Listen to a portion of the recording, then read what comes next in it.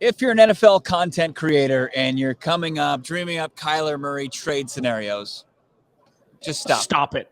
Don't do it any longer. You're wasting your time. Just let's not go down that alley. But we are going to have that discussion. We're going to entertain it here on today's podcast, and also we're going to talk to some former Arizona Cardinals, Jake Plummer, Sam Acho are going to join us from Los Angeles at Radio Row. It's Bo Brock. It's Alex Clancy. It's Locked on Cardinals.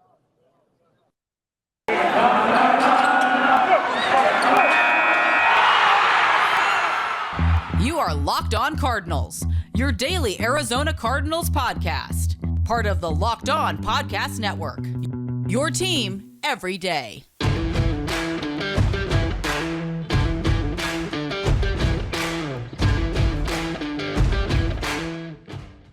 Welcome into the podcast. Bo Brock from Los Angeles, Alex Clancy in Scottsdale, Arizona. The site. A little close. Yeah. You want to give him my address? Yeah, absolutely. He's out there in the just outside Old Town. I can even give you the cross streets if you want to hang out with Alex. He's by where the WM Open is going down.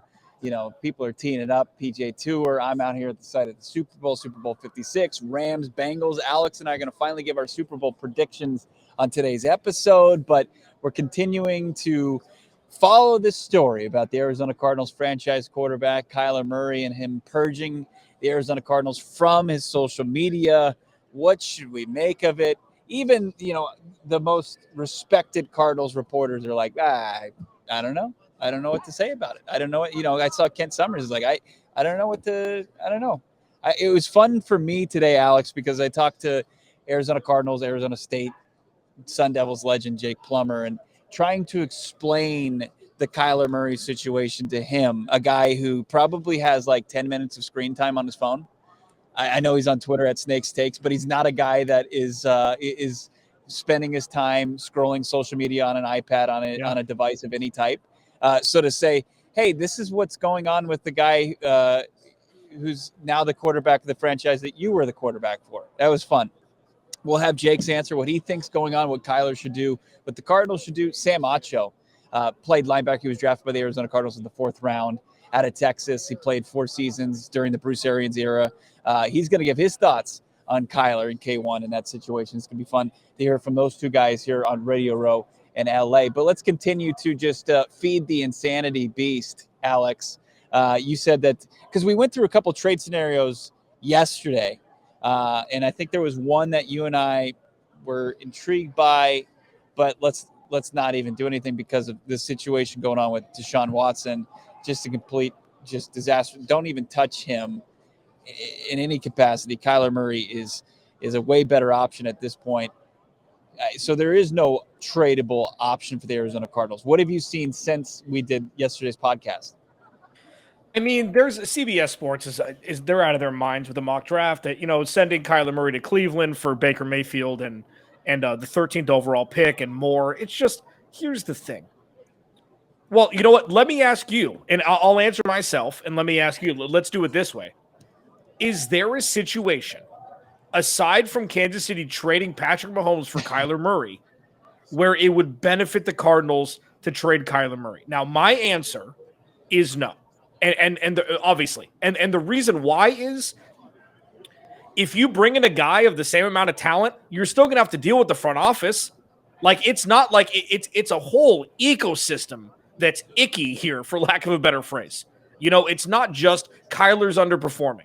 Kyler Murray doesn't have the insulation around him from people that can teach him and elevate him and make him grow as currently constructed. So if you're going to offer Patrick Mahomes, Justin Herbert, sure, we can have a conversation. But if it's going to be a bucket of first for a guy that can't draft or a player that's comparable or even a little bit worse for a coach that can't elevate who they have already, it's idiotic to even think about it. Now, it's incredible fodder for the rest of the NFL because it makes the Cardinals immediately relevant when they're not normally because Kyler Murray's a star. But I'm going to kick you in the ass and get you out of my place to even talk about trading Kyler Murray. It's a fireable offense. I mean, that's what it is, and that's what we've outlined. Aside from probably the two, maybe there's 3-4 guys that you would even start the conversation with who aren't available. You don't do it even for the guys that are longer in the tooth. You've got to control franchise caliber quarterback who slumped at the end of the season. There's no reason, just because there's some sort of rift or there's something going on with him in his social media. There's no reason you should even pick up the phone or send a text. You just figure out what the next step is as far as when you're going to just back up the Brinks truck to him, extend him, and keep him in the desert for the foreseeable future. That's the only option, because especially, I mean, the one you just, it makes me want to get, like, it's the Michael Jordan gif. Like, stop it. Baker Mayfield in the 13th overall pick. Come on, get out of here with that. Get out of here.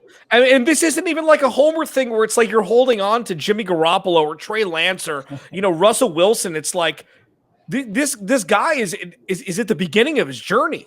Yes. And if you're telling me, like, I'll defend Daniel Jones and I'll defend guys like that, even Tyler Heineke. Why? When I do Locked On NFL Thursday, in this specific way, let me get there. In this specific way where it's like we've seen a couple, oh my God, positive moments from Daniel Jones where it's like, maybe with the right teaching, this guy could be an average to slightly above average NFL quarterback. You've seen throws from him that make you think that. With Josh Rosen, we saw one, and it was a 75-yard touchdown pass to Christian Kirk. That was it. It was blown coverage, and Christian Kirk was fast. Like, from Kyler Murray, that's all you see. That's 70% of what you see the tail end of the last two seasons notwithstanding. So, yeah, I mean, it's a joke. It's laughable. It's a whatever the French call it. It's not something that should be discussed beyond now. And yeah, if I'm Kyler, say it's much ado about nothing, I'd still be pissed if I'm him with what he thought he brought to the table and things that have transpired since. So I don't know. Yeah. But can we just stop it? I mean, we have the whole offseason to talk about ridiculousness, not dealing with K1. But to be honest with you, I mean, we've seen more viewers, more listeners wanting to hear about it and get our thoughts on it and chime in the chat on our YouTube page about it than we've seen since. Like, it's obviously something people are interested in. But what did you text me last night about? I can't remember. What did I say? You said you can't believe the comments coming about trading Kyler, whether it's from our YouTube videos, on Twitter, on everything. Yeah, like, I mean, I've seen more and overwhelming, like the majority, it feels like, of commenters are saying trade Kyler, hit the reset button, which is just insanity. It's insane.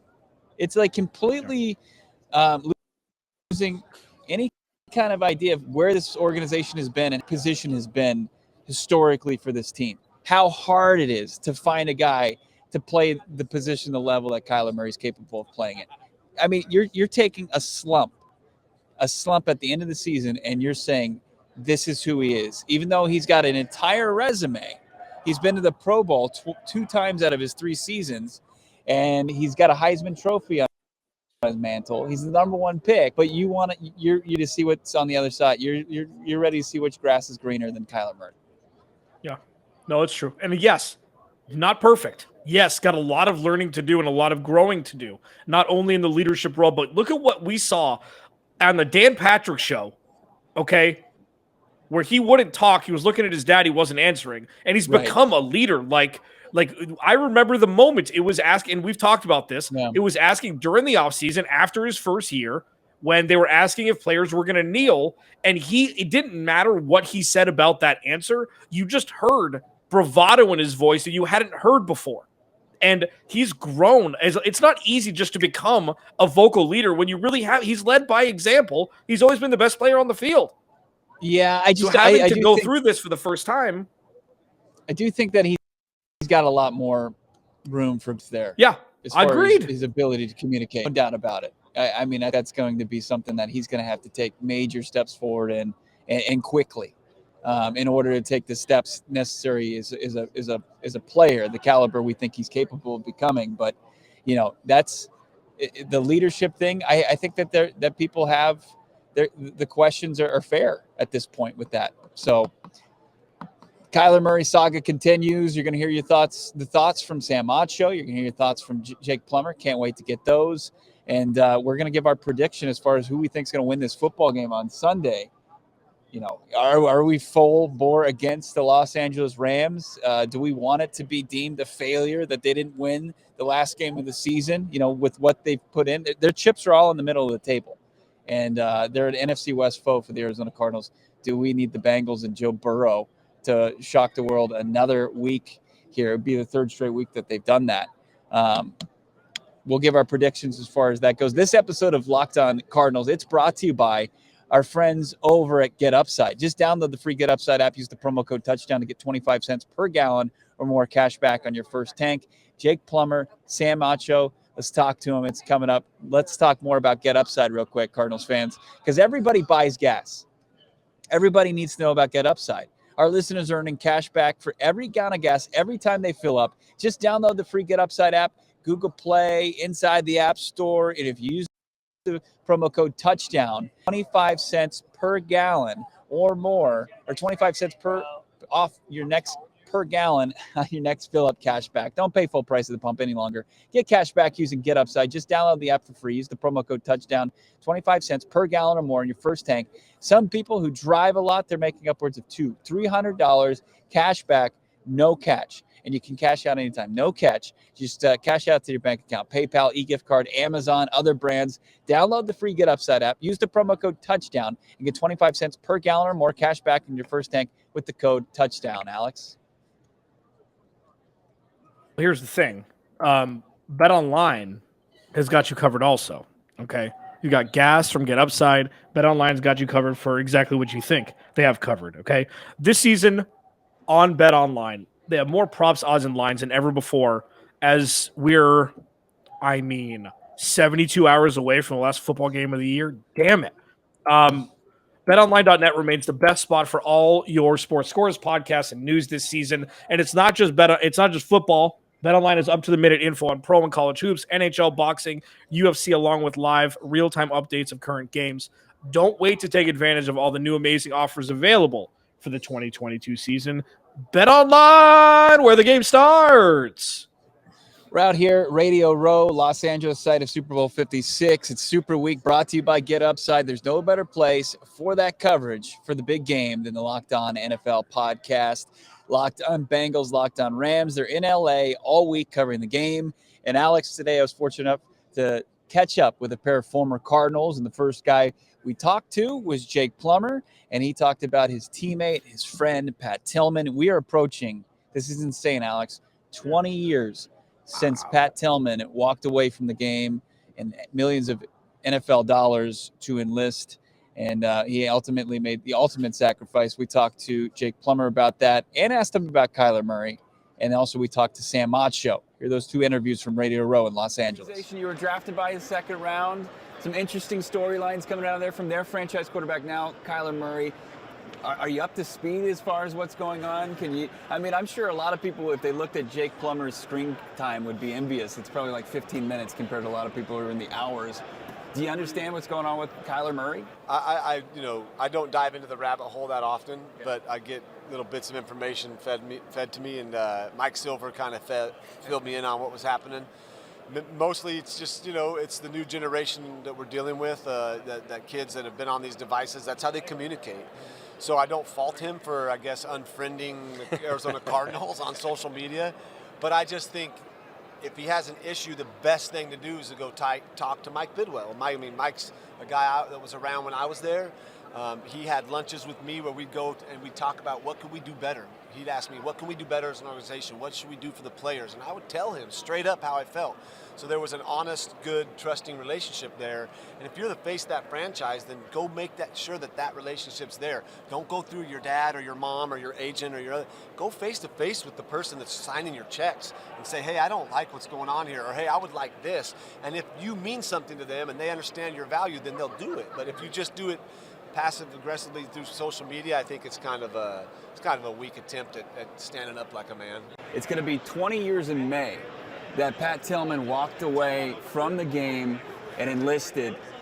Tell me what it was like back then, how you found out, and the impact it's made ever since, nearly 2 decades. Yeah, I found out before he made the decision that he was considering it and was asked to go talk to him, try to change his mind. I'm like, I'm not talking to Pat Tillman about changing his mind. If he's got his mind made up, that's what he's doing. So I wished him well and hugged him, told him I love him, and hope to see him again. And sadly enough, he didn't ever get to finish up his duty and come back. I mean, he was back a little bit, and we'd hung out a couple times. And just a little bit about Pat. He called me before he left for his last trip to Afghanistan, and he checked in to see how I was doing. Like, hey, how you doing, man? Everything good? Because I've been through a big event in my life, and it's like, that's the kind of guy he was. He's leaving to go possibly not come back, which sadly enough he didn't. He's calling to check on his friends. And so Pat was a special guy. His impact is still, to inspire me to less talk, more action. Get off your ass and do what you always want to do and go help the world be a better place. Your former organization, Arizona Cardinals. This seems like a first take, debate. Yeah. Kyler Murray, the Pro Bowl. It comes out that he's not following the Arizona Cardinals on social media, not Twitter, not Instagram, and he's just purged his entire social media site of his team. Was that something that he was maybe sending a message to his organization, in your opinion? No, it wasn't. And the reason I say no is because it's social media. Like, it means nothing, but in a lot of ways it means everything, right? It means nothing because, he still follows a lot of players on the team. Yeah. But it means everything because they didn't follow the team, right? Yeah. It means nothing because he still got, deleted almost all of his pictures, right? But the 2 posts he has, one of them has some Packers coaches in it, right? So it means everything. So, it means, I think the fact of the matter is this. Sometimes you have to remind yourself how good you are because everybody will tell you how bad you are, right? Kyler Murray, you're the reason we lost, yada, yada. Dude, the pictures that he has, one of them is what, Heisman Trophy or Oklahoma, something like that? Yep. And the other one is the Pro Bowl. Him and Matt LaFleur, right? Bingo. So he's like, not only am I a 2-time Pro Bowler in my first 3 years, which, by the way, now y'all got to pay me more for one. Do you want to franchise tag me? And y'all haven't yet. But also, dude, I won a Heisman Trophy. I am a good player, so don't try and tell me that I'm not. Yeah. We won't mention what school he won the Heisman Trophy for because we're sitting here with a Longhorn. Yeah, I don't recall, actually. I do. Kyler Murray is from Texas, though. He went to Allen. Great stuff from Jake Plummer and Sam Acho there. And I thought it was interesting that Plummer, he did point out how just available a guy like Michael Bidwell is, and how Kyler Murray, if he's got an issue, go talk to the president, CEO of the Arizona Cardinals, Michael Bidwell. Just clean it up that way. But also Jake Plummer is more of he's more of like a guy that's going to do that and be more proactive with it instead of playing some sort of game on social media. So interesting words from the former franchise quarterback.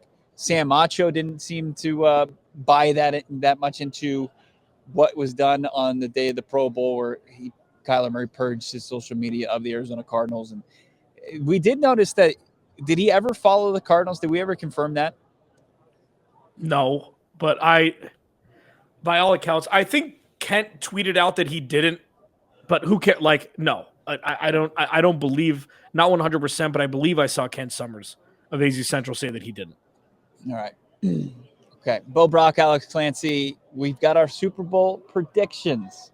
Who do you think's going to win this game? Does it, if you're a Cardinals fan, are you rooting against the Rams? Should you root against the Rams? We'll get into that.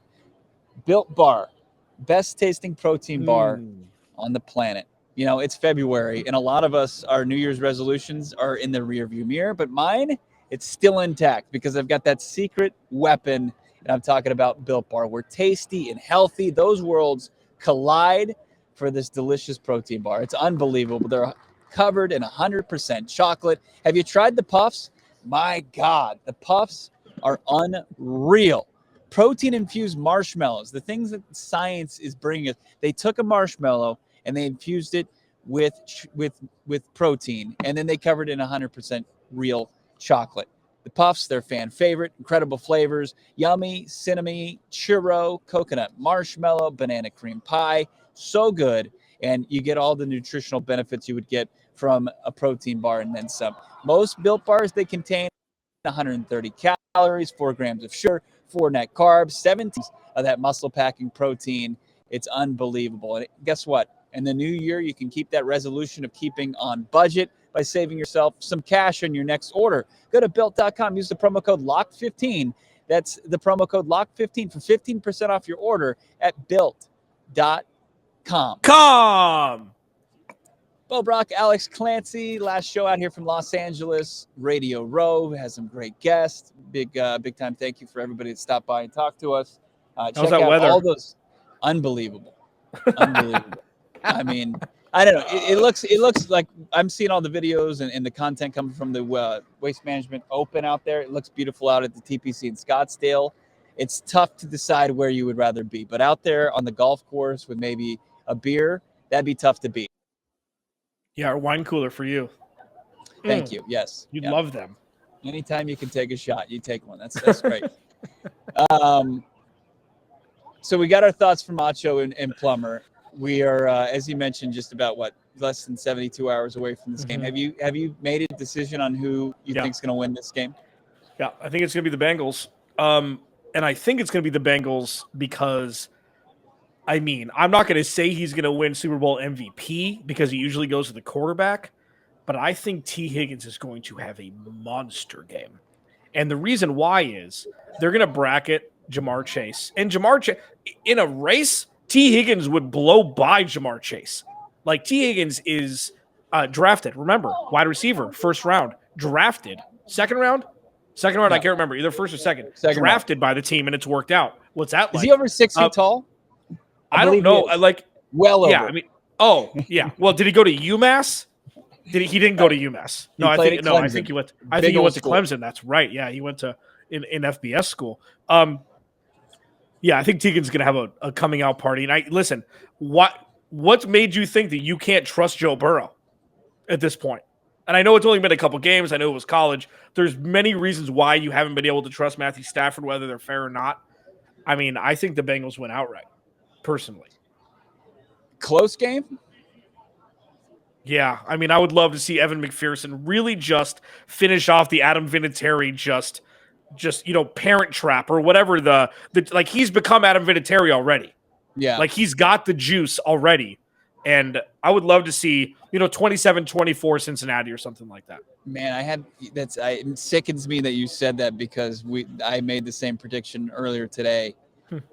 So that's where I am. I mean, our guys over from Locked On Bengals, they call him Money Mac, Money Evan McPherson, rookie kicker for the Bengals, and that's a nice weapon to have to continue. Like if they come out of the gate slow again, they have the opportunity to kind of put points on the board, keep it close, and then a second half team that they've proven to be, they can come out and end up putting away the old Los Angeles Rams. You'd love to see it. If you're an Arizona Cardinals fan, it's not like you're not rooting for the division here. You hope that this is going to look like a failure, even though it's not. I mean, they went to the final game of the season. The trade of upgrading the quarterback position from Jared Goff to Matthew Stafford, that was the right move. Nobody can deny that any longer. But I think the Bengals are going to shock the world. Yeah, and unfortunately, like at this point, it wouldn't be that big of a surprise, but yes, I agree with you. So let me ask you this before we get out of here, because I know we're going to run long today. What would be better for the Arizona Cardinals? Two different ways of looking at it. One, the Rams win, and we talked about this yesterday. The chances are a lot of players would disperse and go make money elsewhere because they won a Super Bowl already. Odell Beckham Jr. probably included. If they lose and it's close, that could be a run it back scenario where everybody comes back, salary cap allowing. Would you rather the Rams just win it and just get it over with? Or would you rather them lose and just take your chances that they're not able to bring everybody back next year? Yeah, I think you hope that they lose. But it also, the Cardinals have already lost. They've lost their ability to kind of stay ahead of Cincinnati, even though it wasn't like a race. But the Bengals were behind the Cardinals as far as their rebuild, and they've surpassed the Arizona Cardinals at this point, and that's disappointing because they had a year head start on them, and it just would sting a little bit more for the Rams to hoist the Lombardi Trophy. Sean McVay, get that trophy, get that title. Some of those guys that you've rooted against a lot, the Cardinals' daddy McVay getting that trophy. It's just another one, another point that Rams fans can throw in Cardinals fans' faces. You don't want to give that to them, Yeah, that's true. I mean, the thing that does suck though is like that team is a bunch of a bunch of good guys. Like Jalen Ramsey's had his spout. Like, you know, he was a big mouth in Jacksonville and all that stuff, but that whole Rams team is made up of like good dudes.